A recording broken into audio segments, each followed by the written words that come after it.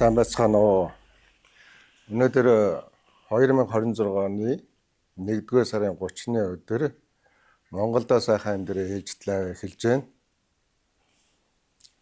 Өнөөдрийн лайвын сэдэв болол агуу их Чингис хаан алтан гэргээнийхээ талаар ярина. За бид нөгөө алтан гэргээ алтан валют гэж нэлээд удаан хугацаанд өнгөрсөн хугацаанд ярьсан. Энэ маань эхний ээлжинд одоо алтан гэргээ маань одоо бэлэн болоод байна. Энд бол маш их цаг хугацаа хөдөлмөр зарцууллаа. Одоо энэ манай энэ алтан гэргээг бол бүтээхэд бид ч одоо ингээд зоос одоо 3 титэмтэй, 4 титэмтэй, хамгийн сүүлд нь 5 титэмтэй одоо зоосны үйлдвэрт илгэж байгаа байхгүй юу? Ерөөсөө эхлээл явж байгаа л чадахгүй нэ гэж дараа нь явсаар 5 титэмтэй нэг 4 сар болж иж ийм зоос гаргаж өглөө биднэрт. Энэ бол үнэхээр дажгүй. Тэгвэл яг гүйцэд бидний санаанд бас хүрээгүй байгаа. Тэгтэл дажгүй. Ягаад гэвэл эн чинь хамгийн дээдл нь л 4 санжийн зоос хийжсэн гэж байгаа байхгүй эднэр. Тийм учраас бид нар анх удаа ийм 8 см-ийн диаметртэй зоос хийж байна. Энэ бол биднэрт маш хүнд байна гэдэг. Тэгээ нөгөө сэдв юмнууд нь дандаа ингээд нөгөө олон дахин гологдоод ингээд бүр уул нь өнгөрсөн 25 онд хийчих ажил маань ингээд 26 онд руу шилжсэн. Морь жилээ гараад энэ үндсэн одоо валютынхаа ажил руу орно. Манай энэ гэргээ минь ямар учиртай гэхлээр энд QR код байх юм. Одоо эн чинь эхлээд онг тамга байна. Тэгээ энэ уул байна. Бурхан халдун уул тий. Чингис хааныг онголсон бурхан халдун уул байна. Тэгээ тэмээнжин байна. Одоо бидний 2000 жилийн төрт ёсны түүхтэй л гэдэг. Эн чинь энэ алт торгоны замтай холбоотой байгаа байхгүй. Тийм учраас энэ тэмээнжин маань гэж байна гэсэн үг. Тэгээ энэ QR кодн дээр таны тий энэ манай одоо Архимед Элен компани тий одоо хувьцаа авахд энэ Чингис алтан валютад хэдэн төгрөг оруулсны чи энд ингээд тодорхой ингээд хийгээд өгчин. Тэгээд энэ лазераар бид нэр энэ QR-ын одоо ингээд судалгаанд явж байна. Лазераар ингээд хийгээд өгчин. Суулгаад өгчин. Тэгэл одоо уцаараа ингээд шууд үүсчихгүй. Энэ бид нар энэ алтан гэргээг бол одоо хувьцаа эзэмшигчтэй өгөх юм аа.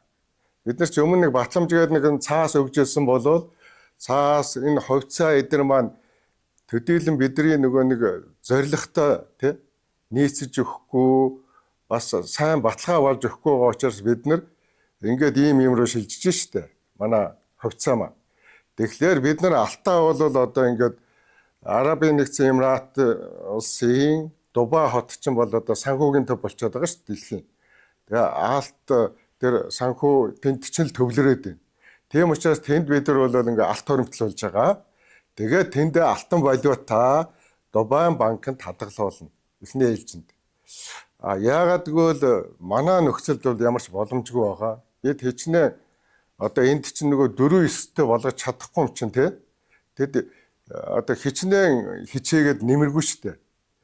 Манай алт бол үн цэнгээ өгсөн. 4-9-тэй болгож чадахгүй, тэрийг баталгаажуулж чадахгүй, тэр маань одоо Лондонгийн бирж дээр гарч чадахгүй учраас бид эхний ээлжинд Монголдо хийх ямар ч боломжгүй гэдэг өмнөх лайвууд дээр танилцуулсан. Тийм учраас хоёр дахь одоо төв болох юунаас Дубайгаас бид эхлэе гэдэг ингээд ажиллаа эхэлж байна. За тэгээд уул нь энийг маш хурдан амжуулах гэсэн боловч нөгөө энэ чинь бас ажилтай юм байна. Энэ QR энийг чинь одоо ингээд энд байршуулна гэдэг чинь нөгөө лазераар шин штэ. Тэр юмэргээд одоо техникийн маш их асуудлууд байна. Дээр нь энийг тийм хурдан хугацаанд үйлдвэрлэж өгч чадахгүй гэдэг байгаа байхгүй тэд нар бас. Яагаад гэвэл бид нар бол нэг зүгээр л мянгаар нь та нарт ингээд дор нь үйлдвэрлээд өгч чадахгүй. Ингээд бага тоогоор ингээд явъя гэсэн. Одоо бол цагаан сар болсон учраас бүгд хамаарцсан. Бид нар бол бас ингээд амжуулчих гэдэг хичээлээ үнэхээр. Тэгээд ерөөс хоног шахагцаар агаад моржил эхлэх ёстой юм байна манай ажил. Ерөөсөө бүр айл нь тэр нөгөө алтан валют маань, алтан гэргээ маань ч гэдэг ерөөсөө нэг л ингээд уяад явж өгдөг. Яг л нэг зүгээр механик ажил те. Тэрэн дээрээ ингээд зогсчиход байгаа байхгүй юу? Гол одоо тэр юм маань бол ингээд болоод байдаг.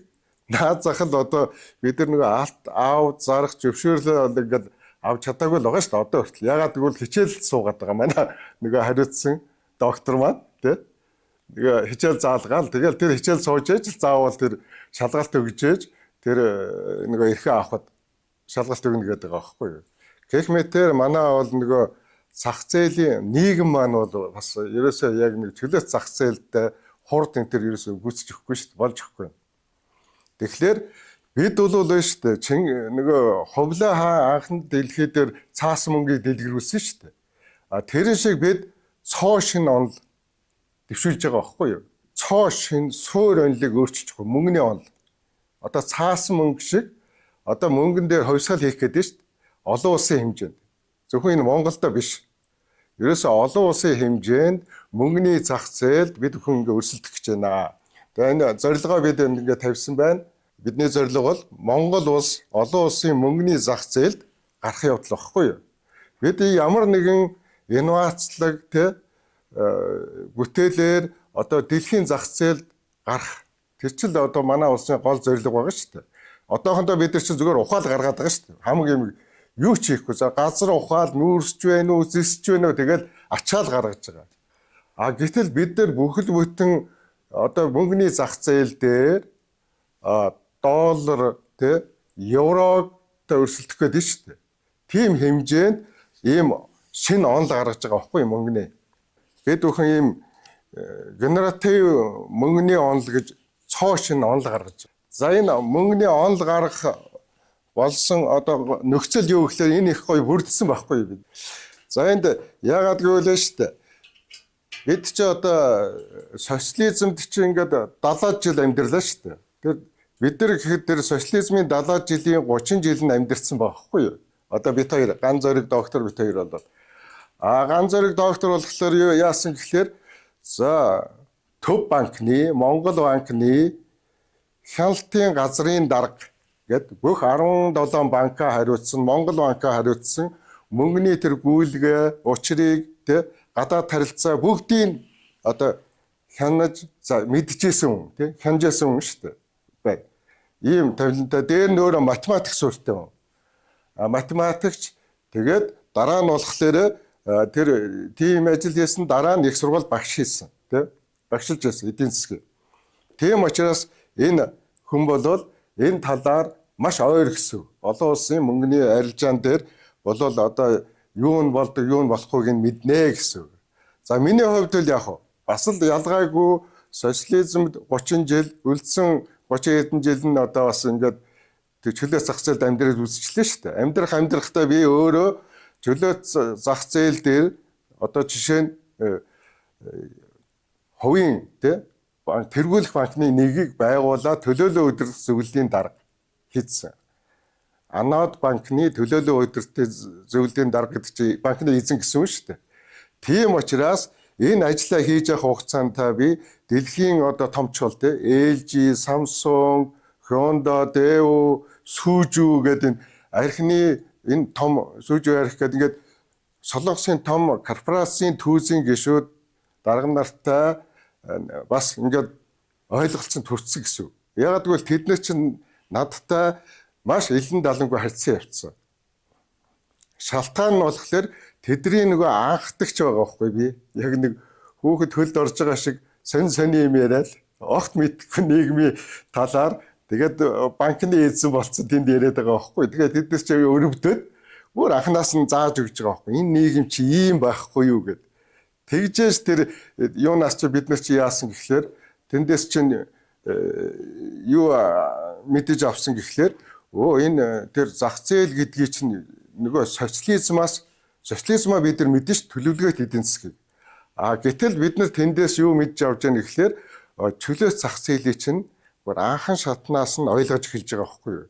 Тэрний өөрөнд бид нар чинь LG-гээс нэг 23 сая доллар их мөнгө ш тэр үед. Тэгээд Samsung-аас бас нэг 30 сая доллар. Тэгэл тэр юунаас Хондагаас тэгэл тэр архины үйлдвэр Сужуги тэднэрээс ингээл мөнгө аваад байгаа байхгүй. Тэгэл дараа нь Японоос цаашаа яваад Иточи одоо хамгийн сүүлд одоо Японы Panasonic-ийн одоо гүйцэтгэх захирал байсан хүн чи одоо 80 гарцсан өвгөн 100 болгон ирж шít бидний дээр тий. Тэгэхээр ийм дуршлаг суучж байгаа байхгүй юу чинь. Тэгээд энэ ерөнхийдөө энэ мөнгөний энэ зах зээл ойлгоцтой болсон гэсэн. Тэгэхээр хувь талаасаа, алав талаасаа бид хоёр ингээ хослоод энэ онлыг бүтээхэд боломжтой болчихж байгаа маа. За тэгээд энэ дээр нэмэх нь хиймэл оюухан. Хиймэл оюухантай бид бол маш сайн ажиллаж ийж энэ онлыг ч гаргаж ирж байгаа хгүй. Хиймэл оюуханаар бид юу хийж чинь те? Ерөөсө маш хурдан магадгүй хэдэн жил унших материалыг хэдхэн минутанд авч чадж байгаа байхгүй. Хиймэл оюуханы хүчээр. Тэгэхээр бид бол энэ хиймэл оюухан гэдэг чинь ямар гайхамшигтай юм гэдгийг чинь амьдрал дээр ингээд үзээд цоош нь онл. За өмнө нь бол Адам Смит гэл ингээл энэ эдийн засгийн суурийг тавьсан гэдэг шүү дээ. Маркс, Энгельс, Ленин төлөвлөгөөт эдийн засаг, төвлөрсөн эдийн засаг энэ бүхний чинь бүгдийг ингээд сул талын ингээд те эдгээр чинь бүгд мухралд орцсон. Кенси онл байна те. Нөгөө ингээд хямрал болоход докторжуулах тийм том онл. Фредманы одоо сүүлийн тэр инфляцийг зохицуулах онл. Энэ бүхэн чинь өөрөө төгс онл байгаагүй. Дандаа тухайн одоо тэр үеийн нэг ангийн их ашгийг хамгаалсан асуудлыг шийдэх гэсэн тийм онлууд байгаад тэр тухайн үүргээ гүйцэтгээд дараа нь мухралтд ороод байгаа байхгүй юу. Тийм ч учраас энэ эдийн засгийн хямрал гэдэг юм байгаад байна. Инфляц энэ. Одоо бидний энэ шинэ онлоор бол тийм байхгүй болж байгаа. Тийм учраас яг энэ шинэ онлоор бид нар энэ дэлхийн валютын зах зээл рүү төрж орж шít Монгол улс.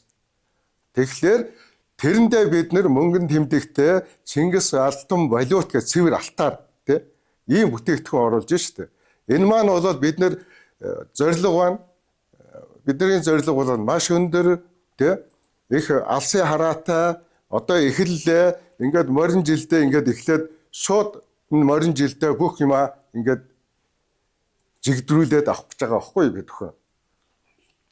Тэгэхээр манай хувьцаа эзэмшигт бол шууд энэ алтан валютын бидний тэрний одоо эзэмшигч болж байгаа байхгүй оруулсан мөнгөнд валют.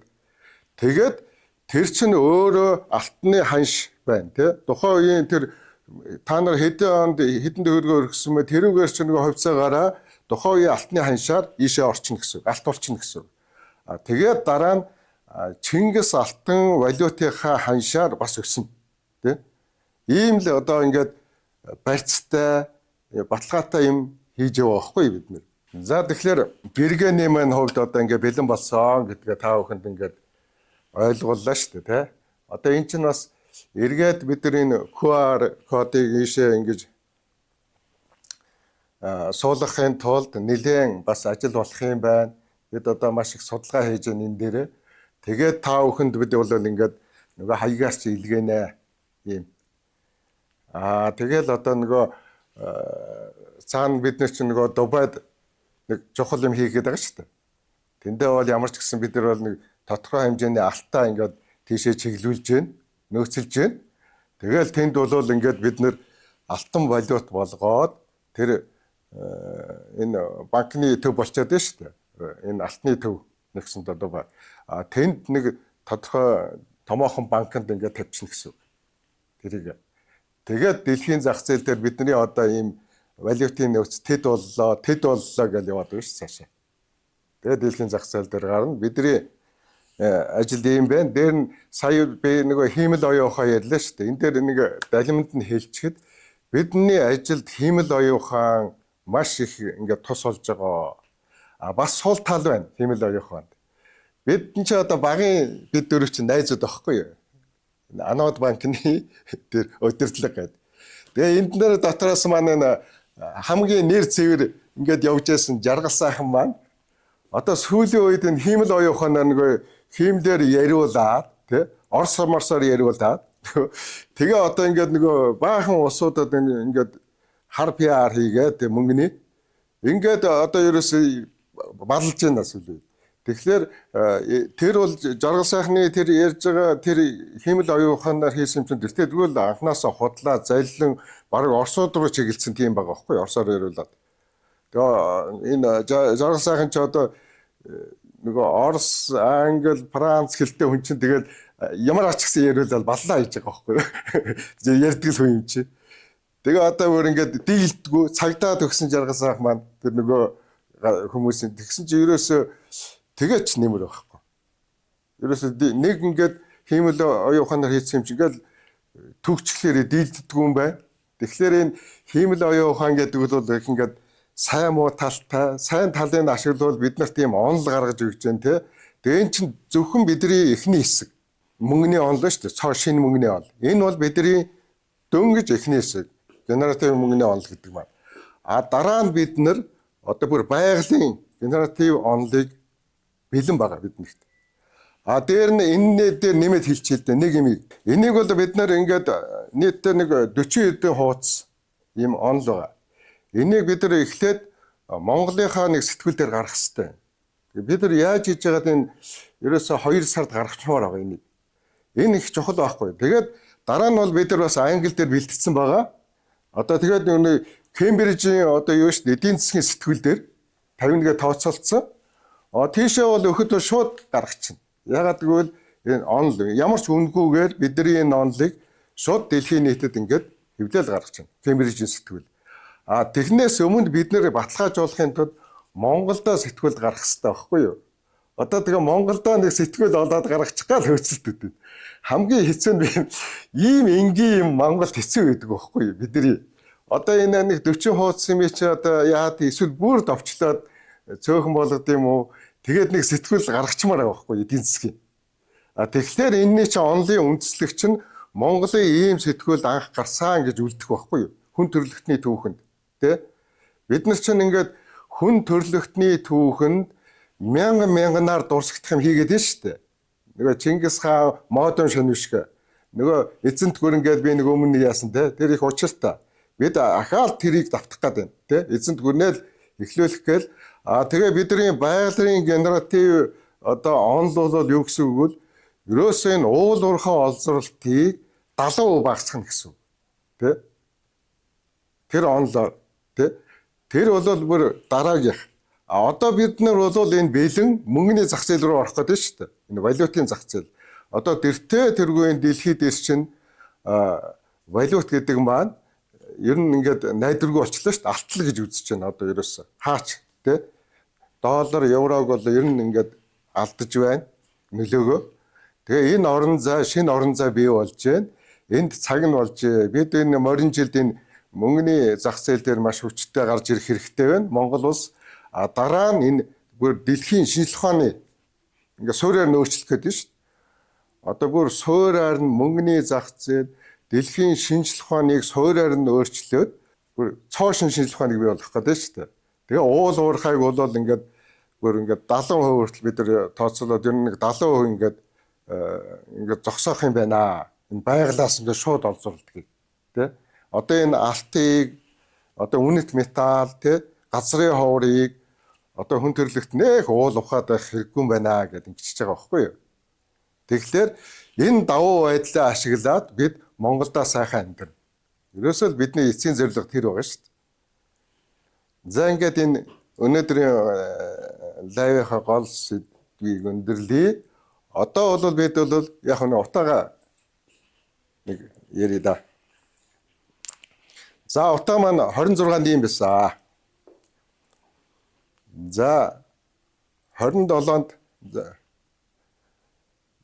26-ны хол яг ингээд нэг иймэрхүү. За энэ 27-нд бол ингээд бид нар өмнө ч ярьж ирсэн. Энийг их сайн мэдэх хэрэгтэй байгаа. Цахилгаан станцын утаа бол ингээд хотны дээгүүр явчихдаг байхгүй юу? Өндөрт. Тэ? Энэ ер нь их муугар нөлөөлөх нь гайгүй. Цахилгаан станц их өндөрөөр ингээд тэ салхитай үед бол энэ хотны дээгүүр чиглэсэн үед нь бол ингээд дээгүүр явчихна. Чиглэл нь хот руу таараагүй бол ингээд урагшаа дээгүүр явчихна гэсэн. Энд бол хорт нөлөө нь гайгүй. Энэ гэр хорооллын утааг хараа. Энэ ч л бидрийг баллаад байгаа байхгүй юу? Энэ зүгээр харагдаж байгаа өнгө Тэ? А бидний хэлээд байгаа ч ингэж байгаа ш нь үхлээ. Тэртээ тэр шинжлэх ухаандаач тэгж нэрлэдэг. Тэр л хамгийн аюултай. Наад харагдж байгаа утаач нь бол биш үү?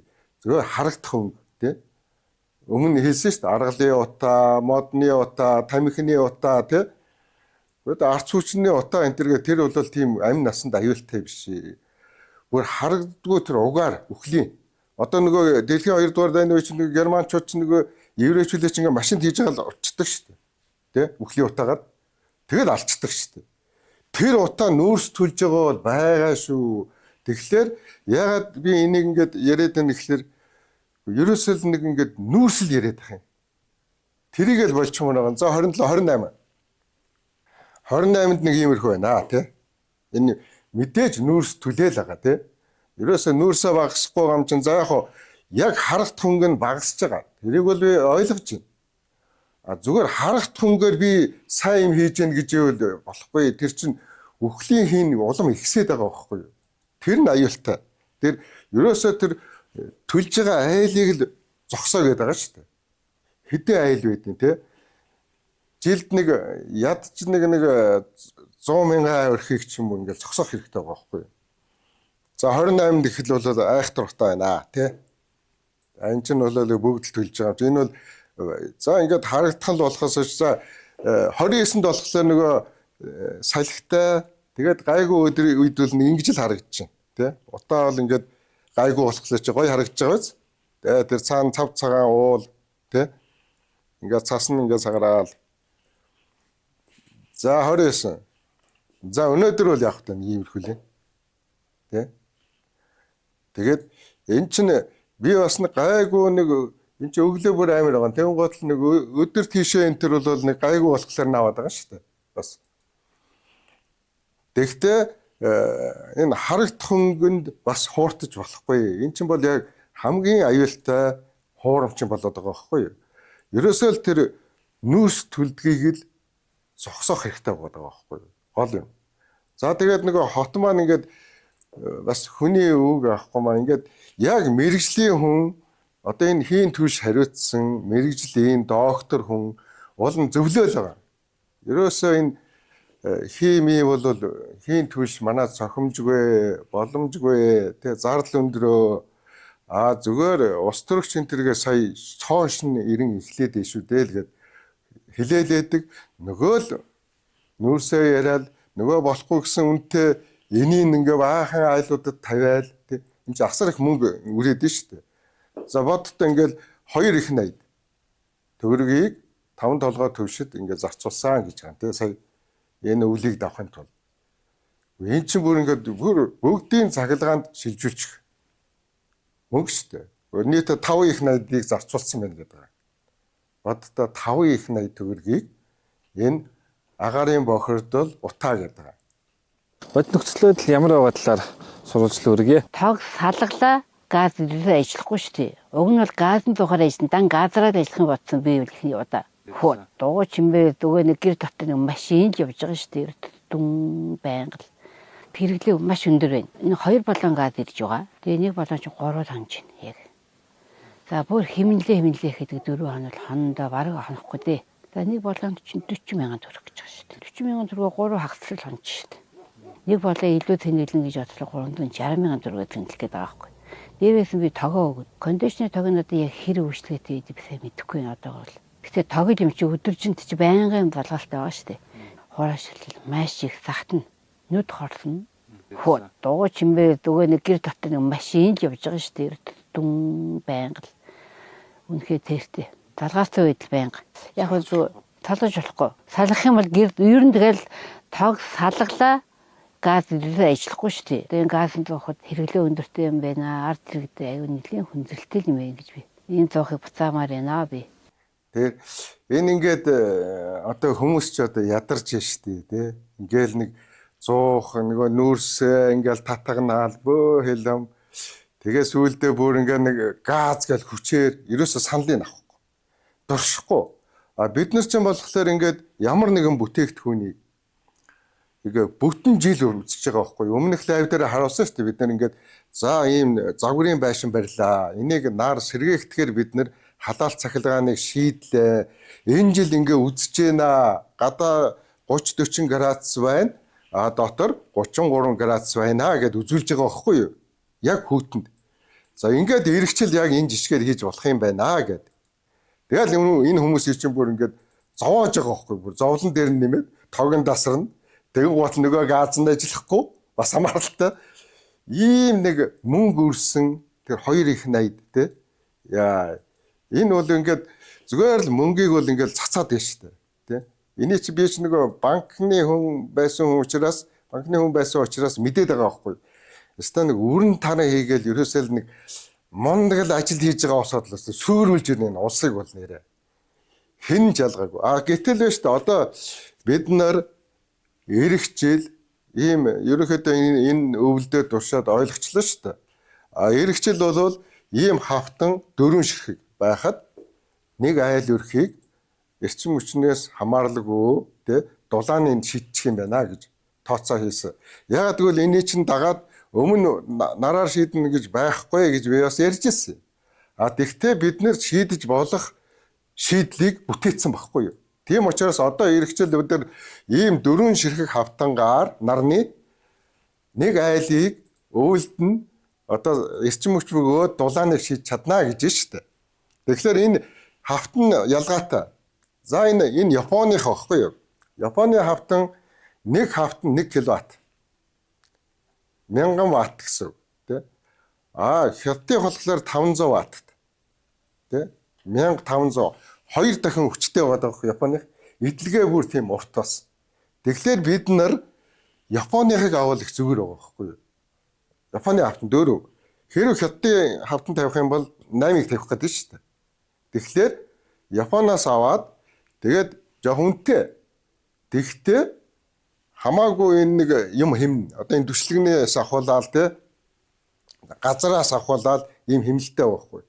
Тийм учраас альва нэг юмыг яг тэн дээр ажиллаж байгаа улсууд нь хийх хэрэгтэй байгаа байхгүй юу?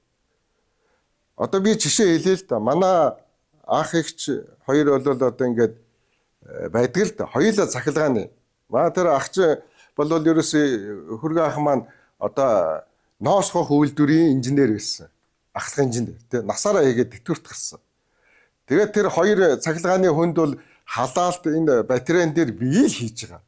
Би мэрэгжлийн хүн биш шүү дээ. Тэгвэл тэр хоёр дандаа надаас асуу. Насаараа одоо инженер хийсэн. За одоо Эрдэнэ төвлөрийн нөгөө автоматжуулалтын инженер одоо инхтер байна. Одоо тэр нэг бас л энэ нарны дэлгэц батарейны талаар дандаа надаас асуу тий. Тэгэхээр яг энэ ажиллаж байгаа хүн хэрэгтэй байхгүй юу? Яг юм мэддэг хүн. Одоо жишээ нь би нэг жишээ хэлээ л да. За эрчим хүчний сайд шүү дээ.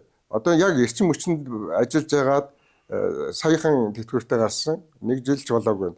Тэр яг хийн төрш хариуцсан тэр доктор байхгүй юу? Тэр бид нар хамтарч ажилладаг манай тэр хүн сайд байх юм бол жинхэнэ эрформ хийх байхгүй юу? Тэр чинь хийн төршээр ганцхан одоо мэрэгжилтэн байсан. Хийн төршний хэлцгийн дарга хийж агаад тэтгэвртэй сая гарлаа шүү дээ. Тийм хүн жишээ нь эрчим хүчний сайдаар тавьдсан болол манай энэ эрчим хүчээс зүгээр ганц 2 жилийн дотор л өөрчлөлт хийчихнэ. Юу энэ нүүрс мөрс огт ярихгүй. Тэр чинь ус төрөгч яриад тий энэ хийн төлшөө чинь жинхэнэ мэдээд байгаа байхгүй юу? Өөрөө хэлцгийн дарга байсан учраас. Энэ бол одоо болохгүй тий. Ер нь бол энэ ус төрөгчийн хийн төлш хамгийн одоо боломжийн ирээдүйтэй манай тохиромжтой байна гэдэг байгаа байхгүй. Тэгэл танилцуулаад яваад байгаа. Тэгэн гутлаа шүү дээ энэ эрчим хүчнийхэн болон хоот засгийнх нь мэдэхгүй юм чинь сонсоол гээл тэ. Тэгэл нөгөө үл мэдхүүд нь ингээл ухуулаад давуур нөгөө бие чаднууд нь тэ. Нөгөө нүүрсээ яриад ингээл бид нар чинь ингээ балараад байгаа байхгүй юу. Тийм учраас яг тэр мэддэг хүнээр нь юм хийх хэрэгтэй байхгүй хариуцуулчих. Одоо бид нар байна шүү дээ эрчим хүчний дутагдaltaа утаа гэд айгүй хүнд байна шүү дээ. Энэ ганц сайдыг л тавих асуудал байхгүй юу ерөөсөө. Яг тэрийг сайн мэддэг мэрэгжлийн тэр олон улсын хэмжээний байнга харьцаж байгаа. Тэр хүнийг л тавьчихад тэр хүн чинь ёстой нөгөө реформ гэдгийг чи хийгээд өгнө. Тэ? маш хямдхан эрчим хүчтэй болгоно. Ахиж тэнд байж тээ тэгэж нүүрс зөөхгүй. Тэр уул уурхай хэрэггүй. Зүгээр ус задлана. Түлш нь ус. Бүр саарл усч байсан болно. Тэгэл ерөөсөө эрчим хүчээр хангаа. Нарны дийлгэц тэгэл болоо. Тэгээ генератор нөгөө. Тэгэл эрчим хүчээ шийдвэл бид бол байж тээ. Ёстой нөгөө тууштайгаар утаанаасаа салчна. Богинохоо хугацаа. Тэ? Миний хувьд өмнөх лайв дээр хэлсэн эргэжил бол одоо бас салах боломж шүү. Ийм 4 ширхэг тэ тойл таваад за яг хөө тэр жоохон том 3 өрөө-мөрөөтэй нь бол яг хөө нэг 6 юм 8 тойл тавиал тэгэл улсаас тог бохгүй. Тог зарна. Ийм болчихж байгаа байхгүй юу? Ядаж ийм тодорхой юмн дээр бид нар яагаад нэг хэрэгжүүлчих болдгүй юм. Ерөөсөө эн чинь хаа сайгүй хэрэгжиж болж байгаа зүйл. Бид нар харин тэр халаалтан дээр бол хаач байхгүй шийдэл гаргацсан. Маш хямдхан. Тэгээд бид тэр халаах шийдлээ, төхөөрөмжөө бид өөрсдөө хийчин маш хямдхан. Ер нь энэ 4 тойл багт бид хийчин болоо. Өөр авах юм байхгүй. Энийг улсаас биш айлуудад биш та нар зүгээр 4 тойл аваад өгч. Улсаас хямдхан шүү дээ. За өсрөөд нэг 4 сая л биз, тэ? Нэг айл 4 сая зарцуулчих л да. Тэгээ нөгөө бидний төхөөрөмжтэй 5 сая. 5 саяар нэг өрхийг л ингээл хасаасаа ичил дээ. Нэрчим хүчнээс. Тэ? Гэр хорооллынхаа тэгэл утаа байхгүй шүү дээ. Одоо ингээд ийм энгийн, тэ? Ийм энгийн имий чи одоо энэ хэдэн жил ярих вэ та нарт, тэ? Ерөөс уулзахгүй, цугтаагаад. Одоо 50 бэх сайттай бол би өстө уулзах гэж өстө бүр аргааваараа сүулдэ муулж үзээд намайг цагдаад өгчөж байгаа байхгүй. Бүр прокурор төгөөд ирүү хэсгэд хийх гэж ш намайг шорнд. Тэгээ тэр прокурор нь татгалцсан шүү дээ. Нэг тэр талдлаа гэд намайг. Одоо тэр уул нь би тэр хүнд байж шүү дээ. Энэ шоронд орохгүй юм зааж авах гэдсэн байхгүй. Би заагаад өгөө. Утаанаас ч гаргая. Эрчим хүчний дутлаглыг чи ингээд шийдчих боломж байна. Энэ олон улсаас туслая гэдэг. Тэгээ улс төрөгчийн ийм цахилгаан станцуудыг байгуулад өгье гэдэг нь шүү дээ. Тэгээд ингээд шийдчихъя гэдэг ингээд бичгээр үзээд янз бүрээр үзээд ерөөсөө бүр хүлээж авахгүй зүхтаасаар агаад сүулдэ бүр дийлдэхгүй болохлаар нэг цагдаад өгч салсан шүү дээ надаас. Тэгээ одоо ямар хэрэг байгаа тий. Тэгээд дийлвүү. Ингээд явандаа нэг ингээд надаас зүхтаагаад байх юм бол нэг иймэрхүү юм болно шүү. Сайд даргандараа зүгээр би хэнд ч муу сандгүй тий. Зөндөө юм үзсэн. Би тэгэл нэг тухайн үедээ муудлаа тэгээд тэр тухайн үедээ тэгэл үзтээ бүтсэн бүтээгөө тэгэл хайдээ тий. Тэгэхээр одоо энэ эх хонд цөмөрөө нэг сайхан ойлголцоод энэ нэг Улаанбаатарын нэг сая 500 мянган иргэнийг нэг хорноос салгачвал яасан бэ тий. Энэ утаан дээр бол ерөнхийдөө ийм байна. Тэртээ дөрөвний эдийн засгийн хувьд би өмнөх дээрээ ярьчлаа. Ингээд энэ морин жил бол бид нар божигнуулнаа. Тэ? Бид нар бол үнэхээр энэ олон улсын зах зээл дээр гарна. Монголчууд ийм зорилготой байгаа. Тэгэхдээ шинжлэх ухаанаар, оюун ухаанаар гарах гэдэг шүү дээ бид нар. Онлоороо бэлэн хараа ингээд гаргачлаа. Энийг бол л шүү дээ. Хиймэл оюун ухаан байхгүйсэн бол хэдэн жил ноцтолдох л да. Мэдхгүй. Лав нэг 10 жил баха. Ийм хийхэд. Гэтэл энэ хиймэл оюун ухааны хүчээр нэг хэдэн сард хийчихлээ шүү дээ. Ийм гайхамшигтай цаг үед ирсэн байна. Энэ цаг үеийг ашиглаад хэдүүлээ энэ хүмүүсийн бүтээсэн сайхан мөнгө гарахгүй мөртлөө хиймэл оюун ухааныг ашиглаад тэр мөнгийг тэр Трамп энэ ингээл гаргаж байгаа шүү дээ. Асар их тэр энэ Орос Хятад Ши Жинпин Путин тэгэл одоо энэ Япон бүгд их мөнгө хайж шүү дээ. Хиймэл оюун ухаанд. Тэрний өөр шимийн бид нэр ингээ хамж байгаа байхгүй юу? Тэд нэр шүү дээ ингээд хиймэл оюун ухаан гал ингээд нэг хамгийн гол зүрх рүү довтлох хэрэгтэй байгаа байхгүй. Тэрийг бид нөгөө Чингисийн сэргийн номлолд бол зүрх суглах гэдэг. Тим тактикаар ажиллаж байгаа байхгүй юу? Зүрх суглах тактикаар бид нар мөнгөний барьчих эхлээд санхүүгийн. Тэгээд дараа нь тэр шинжлэх ухааны бүр ингээ өөрчлөе. Дэлхийн. Тэгээд одоо нөгөө өвгдээцсийнхаа уламжлалыг ингээд захиасыг биелүүлчихэл гэж шүү дээ. За ингээ өндөрлөө.